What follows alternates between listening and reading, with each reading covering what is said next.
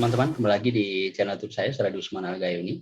Dalam kesempatan kali ini, kita akan ngobrol dengan Muhammad Rusdi DR, Wakil Presiden Pemuda OKI, menyangkut pemuda dan OKI, bagaimana peran beliau di sana, apa ini OKI, dan peran OKI ini seperti apa. Nah, mudah-mudahan teman-teman semua sehat walafiat, terus berkarya di tengah keterbatasan pandemi ini, dan selalu dalam lindungannya. Langsung saja kita ngobrol dengan Rusdi. Assalamualaikum Rusdi. Waalaikumsalam warahmatullahi wabarakatuh. Apa kabar, Bang? Sehat, alhamdulillah. Rusdi, gimana kabarnya? Alhamdulillah sehat juga, Bang. Alhamdulillah. Ini sekarang kesibukannya apa nih? Masih seperti biasa, Bang. Kita kuliah sambil juga ngajar dan juga aktif di beberapa kantor, Bang. Dan juga organisasi. Oke, ini luar biasa ya. Kerja, berorganisasi, kemudian kuliah, dan ini tentu dibutuhkan kemampuan membagi waktu, ya. Jadi ini gimana nih, Rusdi membagi waktu ini? Ya, paling mengalir saja, Bang. Artinya kan seperti kita tentu untuk mencapai suatu keinginan itu kan memang harus diperlukan manajemen waktu. Tetapi juga kita juga harus memikirkan yang namanya prioritas. Nah, seperti saya misalkan, Bang, saya kan sudah bekerja, tetapi saya juga ingin melanjutkan perkuliahan.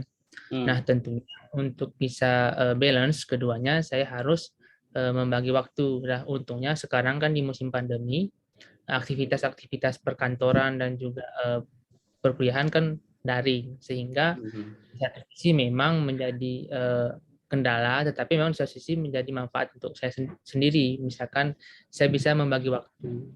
Kemudian yang untuk berorganisasi, saya berpikir bahwa tanpa berorganisasi, akses saya untuk bisa menjadi lebih besar dan berkembang tentu akan berpengaruh dengan adanya organisasi. Nah, tentu saya harus menjalin silaturahmi dan menjalin komunikasi juga dengan teman-teman, baik yang dalam organisasi maupun yang di luar organisasi.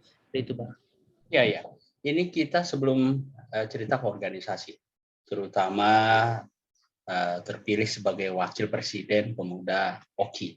Nah, ini kerjanya di mana sekarang? Saya ngajar, Bang, di beberapa kampus di Satyagama, Universitas Satyagama, kemudian di Universitas Terbuka, dan juga di Universitas Desa Unggul.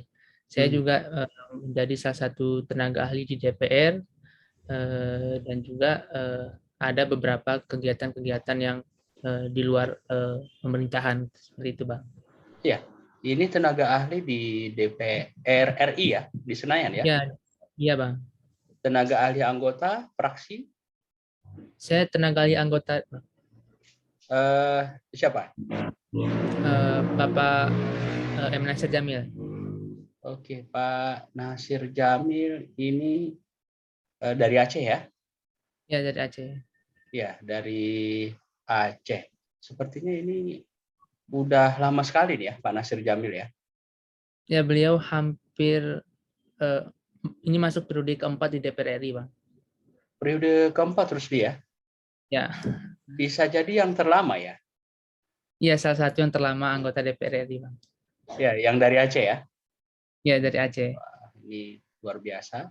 Sebuah kehormatan bisa menjadi tenaga ahli beliau dan bagian dari tenaga ahli ya beliau PKS ya, partainya ya. Ya. Ya. Kemudian tadi soal kerjaan sudah, selain tenaga ahli juga ngajar ya, dosen ya. Kalau tadi di samping OKI ini organisasi apa lagi sekarang yang diikuti? Saya fokus juga di Ikatan Mahasiswa Pascasarjana Aceh, Bang. Itu salah satu organisasi yang mewadahi mahasiswa-mahasiswa pasca dan doktoral. Nah, di sini memang saya memfokuskan untuk bisa menjalin silaturahmi dengan alumni-alumni. Karena kan kalau melihat alumninya itu beragam. Ada yang salah satunya anggota DPR, kemudian anggota DPD, kemudian bupati di beberapa daerah, dan juga petinggi-petinggi di kementerian. Tentu dengan ini kan menjadi jalan yang baik bagi saya untuk bisa mengembangkan diri, Bang. Seperti itu. Ya, banyak mahasiswa Aceh di Jakarta ya, Banyak Jabodetabek. banyak, ada yang S3, ada yang S2, banyak, ada bahkan ada yang di luar negeri juga, Bang.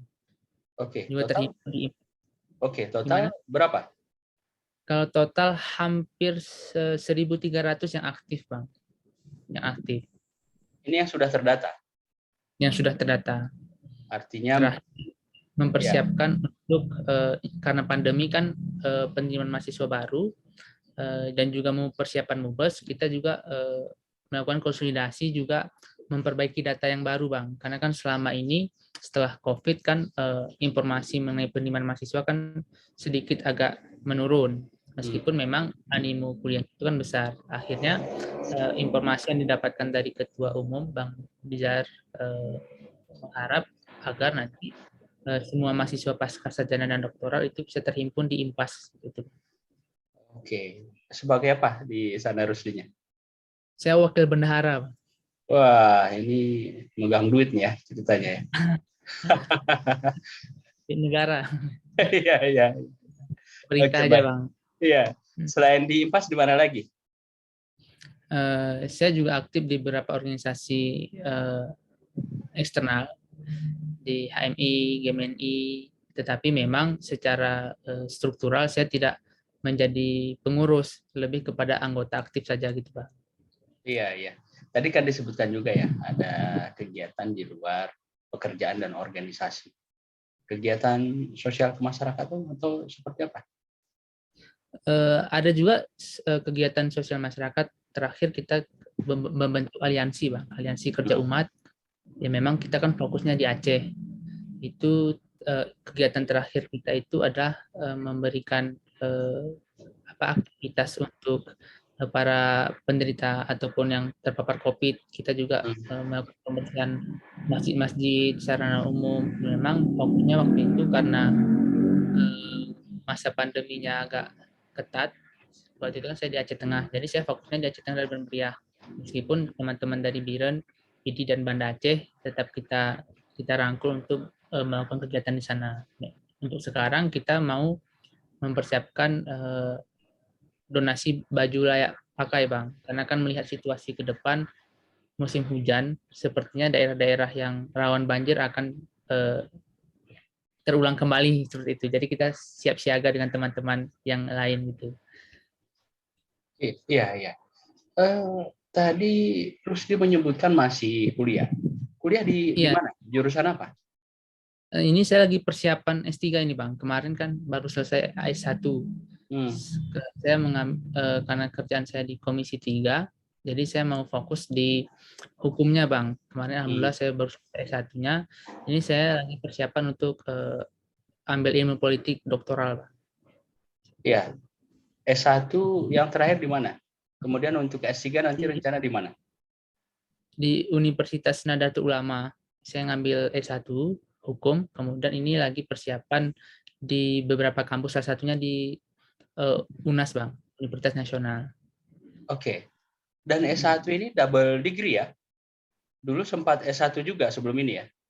Ya, jadi saya S1 itu ambilnya ilmu politik, itu tahun 2012, kemudian saya selesai 2016, saya lanjut kuliah lagi di UI, ngambil HI, kemudian tamat 2018 selesai, kemudian saya fokus di penelitian dan mengambil beberapa pekerjaan, sambil saya mengambil S1 hukum, karena memang waktu itu saya lagi di Komisi 3, Bang, sambil Komisi 3 dan organisasi pengacara pengadaan waktu itu.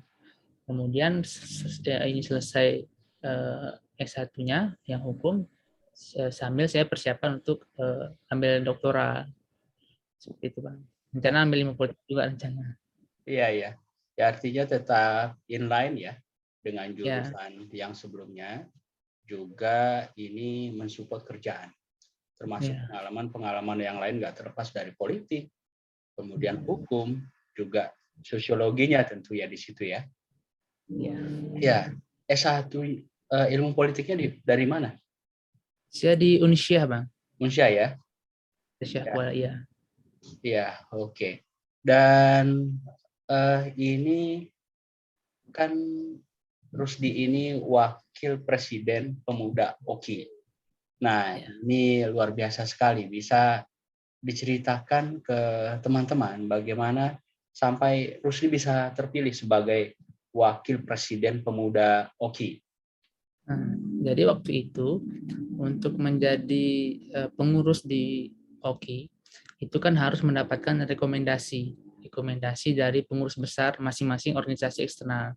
Misalkan HMI harus mengirimkan maksimal 2 nama kader terbaiknya untuk diserahkan ke OKI.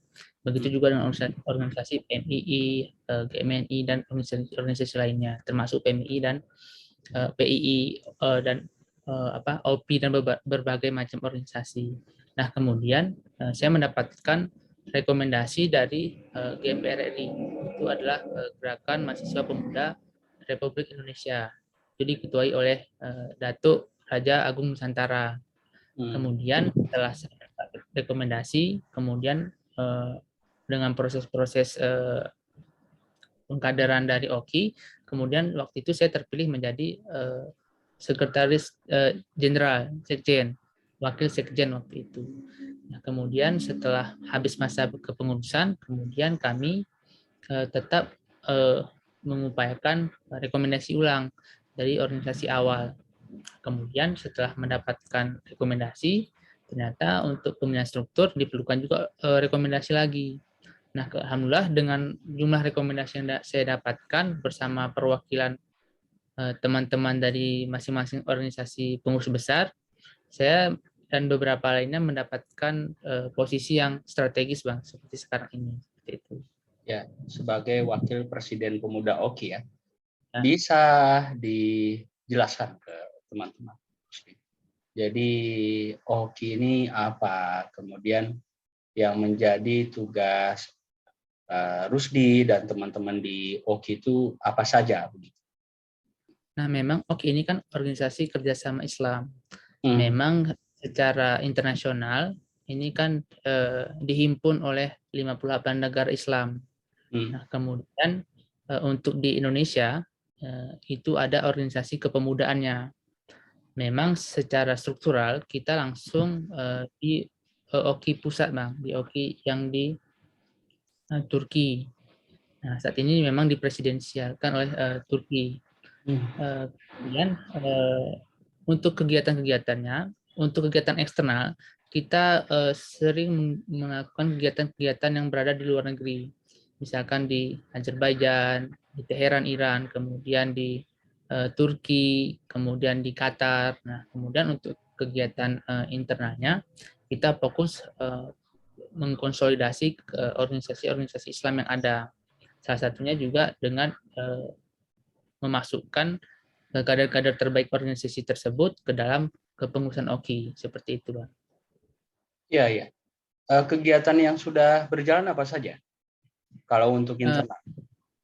Yang untuk internal kita sudah mengkonsolidasi hampir 98% organisasi Islam yang ada di Indonesia, dan juga saat ini kita sedang mempersiapkan ini yang terakhir ini, Bang, yang paling besar dilakukan oleh di kepengurusan kami, yaitu adalah sebagai tuan rumah perhelatan besar kegiatan tahunan OKI. Kemarin itu kita laksanakan di gedung MPR waktu itu, Bang. Itu yang paling besar. Keren sekali ya. Gimana? Ya, keren sekali ya bisa mengorganisasi kegiatan sebesar itu. Dan yang lain apa lagi kegiatannya khusus di internal? Di internal yang ini akan kita lakukan adalah kita ada juga advokasi, Bang. Salah satunya misalkan mendukung tetap kemerdekaan Palestina. Kemudian kita juga melakukan pendekatan dengan duta-duta besar ya negara-negara Islam yang ada di Indonesia, kemudian menjadi fasilitator lah bagi mereka untuk melakukan aktivitas-aktivitas dan juga advokasi kepentingan politik dalam konteks yang positif, termasuk bagi kepentingan negara tersebut dan juga negara kita, Pak. Seperti itu. Oke, ini berbicara tentang pemuda dalam organisasi Islam ini. Di global sendiri seperti apa posisi Islam ini, Rusdi? Kemudian pemuda Islamnya sendiri gimana secara global? Nah, secara global memang saat ini kan kita punya semacam fokus tersendiri, khususnya pada pemuda Islam. Ya. Memang melihat pada gerak-gerik pemuda internasional, khususnya pemuda Islam, saat ini mereka fokus kepada pemberdayaan. Misalkan akhir-akhir ini mereka melakukan kegiatan bantuan pangan di negara-negara yang terdampak konflik dan juga kekeringan. Salah satunya di wilayah-wilayah Afrika. Kemudian kita juga saat ini fokus kepada mengupayakan penegakan HAM yang tertib lah, istilahnya yang tertib dalam konteks PBB di hampir seluruh negara-negara Islam dan non-Islam. Termasuk juga berbicara mengenai kemerdekaan Palestina. Selain itu juga kita fokus kepada aktivitas-aktivitas yang dalam konteks pengembangan teknologi, misalkan perbaikan pangan yang menggunakan teknologi. Nah, biasanya kegiatan seperti itu, yang inovasi itu kita lakukan di Qatar, Bang. Bisa di Qatar. Mereka punya kegiatan tahunan untuk masing-masing delegasi itu mempersiapkan teknologi mereka untuk dipamerkan, sehingga nanti para investor misalkan dari beberapa negara itu coba mengembangkan bisnisnya ataupun kepala negara dan perwakilan kepala negara untuk mengembangkan teknologi itu di negara mereka, seperti itu, Bang. Ya, ini sampai kapan ini kepengurusan yang sekarang? Itu kan setiap 3 tahun sekali.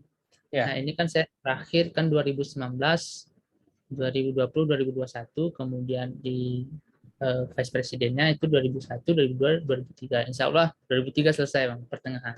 2023 ya? Ya, insya Allah. Ya, 2023 selesainya. Ini luar biasa, artinya keberadaan Rusdi di situ bisa berkontribusi lebih, membawa kepentingan pemuda Islam, dan makin mencitrakan kepositifan Islam itu sendiri ya.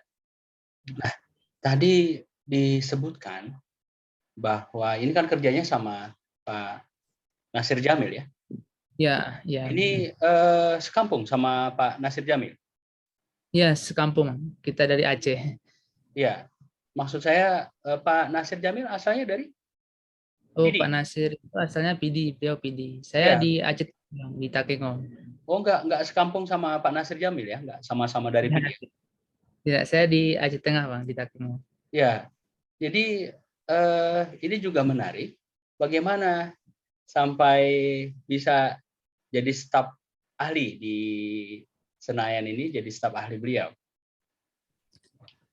Memang kan dalam konteks pemilihan sebagai tenaga ahli itu kan ada beberapa faktor, Bang. Selain memang faktor kedekatan, artinya kedekatan ini bukan kenal atau gimana, tapi dikenal sebagai sosok misalkan punya pengalaman, kemudian punya referensi dari berbagai rekan-rekan politikus misalkan, juga lihat dari kualifikasi pendidikan, Bang. Memang waktu itu saya kan bukan di hukum, tetapi fokus pendidikannya bukan hukum, tetapi saya fokus pada kegiatan-kegiatan hukum advokasi, sehingga mungkin menurut Pak Nasir itu dianggap sangat membantu beliau untuk kegiatan-kegiatan beliau di Dewan, khususnya bicara tentang di Komisi 3 bagian hukum, HAM, dan keamanan. Gitu. Oke, ini advokasi hukum. Waktu Ya. pas kuliah dulu atau selesai S1 itu memang sudah aktif mengadvokasi gitu ya? Ya, saya aktif di beberapa kegiatan. Saya juga waktu itu aktif di organisasi Asosiasi Pengacara Pengadaan, dan juga sewaktu itu saya menjadi Sekretaris Jenderal Hubungan Internasional. Jadi waktu itu terakhir kegiatan saya di sana adalah kegiatan annual meeting Asia Pasifik yang kita kerjakan di Jakarta waktu itu terakhir. Ya, ini jadi tenaga ahli di Senayan kan dituntut komunikasi yang bagus ya, menjalin mitra, kemudian menulis juga nilai plus begitu. Ini Rusdi sendiri aktif menulis ya? Ya, saat ini saya aktif menulis selain di beberapa media juga di beberapa jurnal penelitian. Ya, menulis sejak tahun berapa? Kalau menulis sebagai kontributor, Aha, kontributornya itu saya awali sejak tahun 2012, Bang. Pertama saya 2012. kuliah di Aceh, ya. Ya, ya. Dan untuk jurnalnya saya mulai tahun 2015. Oke. Jadi memang dari S1 dulu juga sudah aktif ya.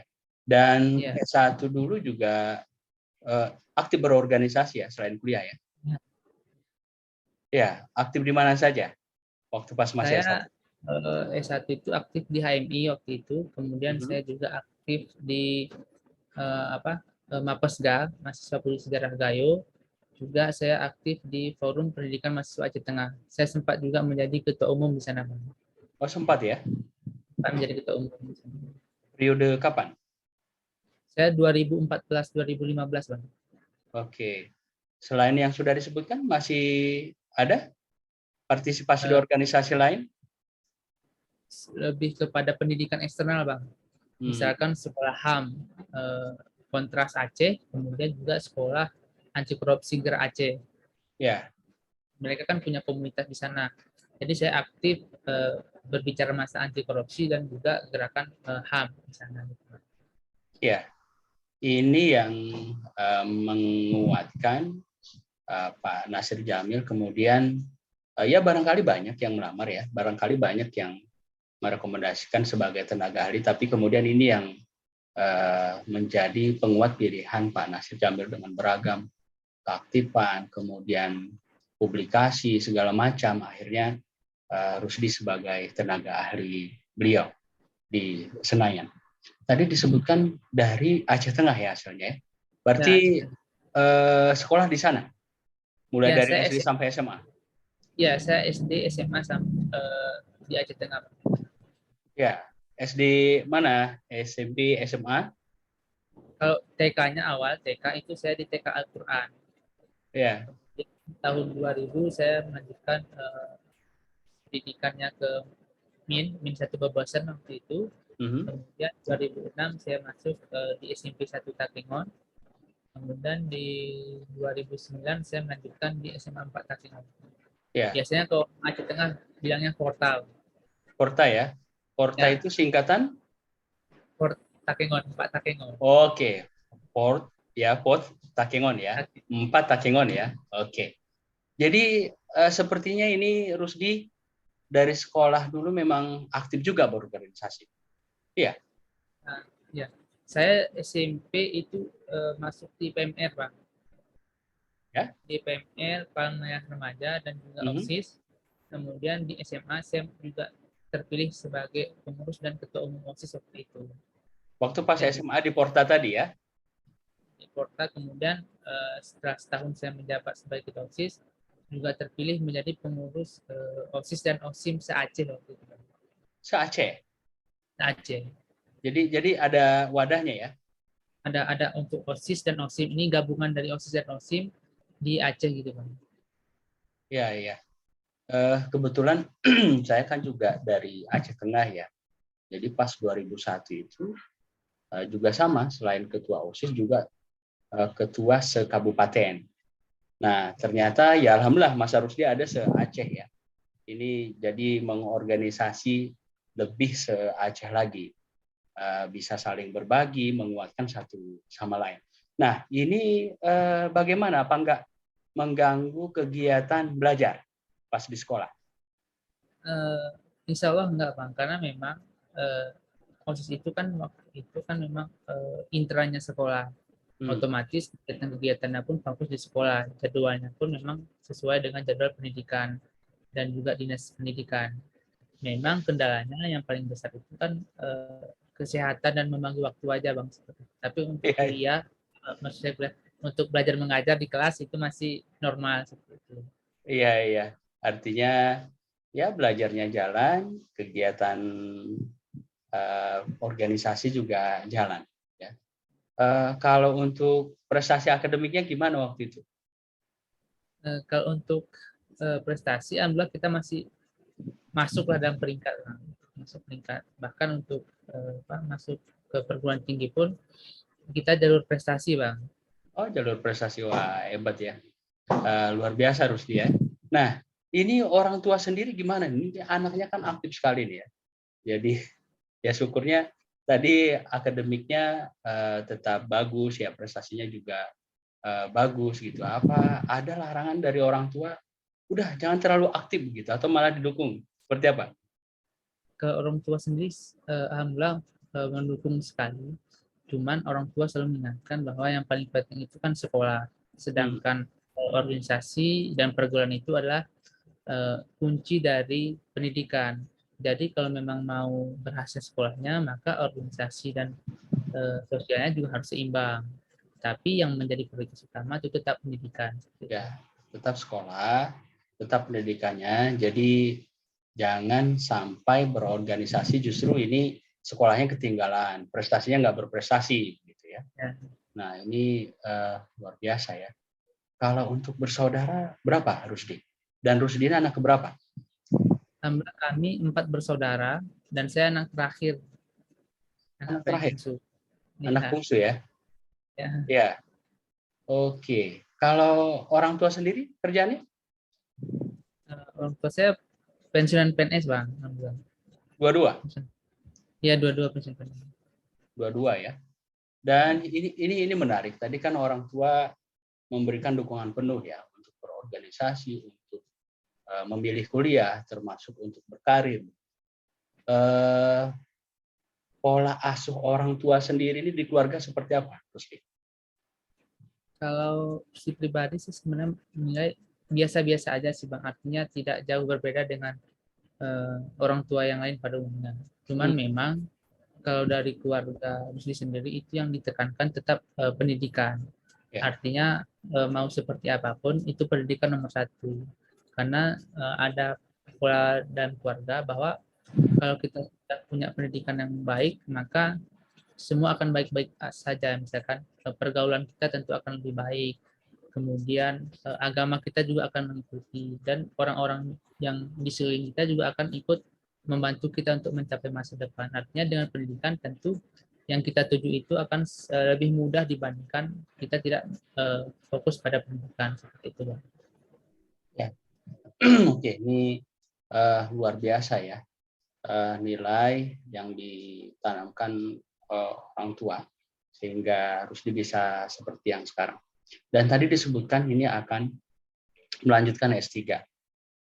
Ini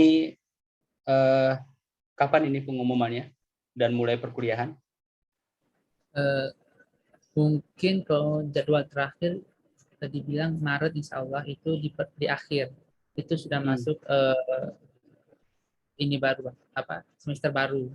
Insya Allah semester baru kita sudah mulai melakukan kegiatan belajar mengajar. Cuman memang karena daring, akhirnya memang kegiatan itu dilakukan secara daring. Memang ini menguntungkan juga sih, Bang, sebenarnya, karena memang bisa kita sesuaikan dengan pekerjaan yang lainnya seperti itu. Iya, jadi bisa kuliah dari mana saja ya, malah memudahkan, dan tahu-tahunya nanti sudah selesai aja harus dia. Ya, betul. Tiba-tiba udah posting foto wisuda begitu. Ya. jadi ini efek daring ini ya, pandemi ya banyak sekali plusnya. Ya kita ya termasuk ini. Jadi kita terus lagi di Aceh. Nah, saya di luar Aceh, kita tetap bisa beraktivitas seperti ini. Nah, ini luar biasa, menarik sekali, Rusdi. Dan ini yang terakhir, sebagai penutup nih, pesan buat teman-teman, ini dengan pengalaman Rusdi yang luar biasa, kemudian banyak sekali organisasi, termasuk di OKI ya. Kira-kira ini untuk anak-anak milenial ini, generasi Z, post Z, menyikapi pandemi ini, kemudian era digital ini, dalam konteks kepemudaan secara global, apa nih pesan Rusdi? Silakan. Pesan saya memang kepada adik-adik dan teman-teman yang saat ini dilabeli dengan milenial, sebenarnya untuk menjadi pemuda di zaman sekarang itu agak lebih gampang. Karena apa? Karena memang kita dibekali oleh teknologi dan informasi, sehingga akses yang dulunya seperti zaman saya itu agak sulit mendapatkan informasi pendidikan, informasi beasiswa, dan masuk kepada silaturahmi antar organisasi. Dengan adanya teknologi dan informasi sekarang, segalanya menjadi lebih mudah gitu, termasuk juga gerakan-gerakan sosial. Saat ini kita misalkan untuk menggalang dana pun kita tidak perlu harus turun ke jalan, kita cukup dengan memposting beberapa kegiatan sosial, sehingga orang yang ingin menyumbang pun tidak harus datang ke jalan, dia bisa transfer, bisa mengirimkan GoPay dan bentuk bantuan-bantuan yang lainnya. Begitu juga dengan bantuan-bantuan akses lainnya seperti itu. Nah, sebenarnya menjadi pemuda saat ini harusnya itu bisa lebih besar manfaatnya di tengah kemudahan teknologi dan informasi. Mungkin itu saja sih, Bang. Ya, artinya bagaimana memaksimalkan kemudahan ini ya sehingga membuahkan kebermanfaatan, keberkahan buat banyak orang ya, terus dia. Ya. Ya. Oke, baik. Ini menginspirasi sekali. Terus mudah-mudahan teman-teman makin termotivasi yang menonton podcast kita ini dan makin bermanfaat, kemudian makin bermaslahat buat kepentingan dan kemajuan bangsa kita ini. Nah, baik, Rusdi, terima kasih banyak ya atas waktunya. Ya, sama-sama, Bang. Ya, dan sudah mau berbagi. Nah, seperti saya katakan tadi, ya ini cukup inspiratif dan insya Allah banyak sekali keberkahannya buat penonton podcast kita, terutama anak-anak milenial, Z dan post Z nantinya. Oke, terima kasih sekali lagi dan sukses terus buat Rusdi. Amin, amin, amin. Ya. Assalamualaikum Rusdi. Waalaikumsalam warahmatullahi wabarakatuh.